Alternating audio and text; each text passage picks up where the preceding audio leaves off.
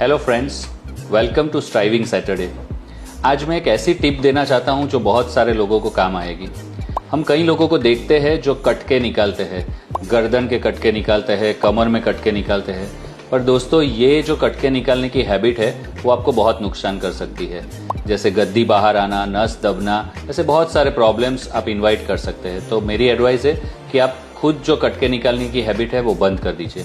जहाँ तक एक्सपर्ट के पास कटके निकालने हैं, आप फिजियोथेरापिस्ट या काइरोप्रैक्टर के पास ज़रूर कटके निकलवा सकते हैं, प्रोवाइडेड कि वो प्रॉपर हो और एक्सपर्ट हो।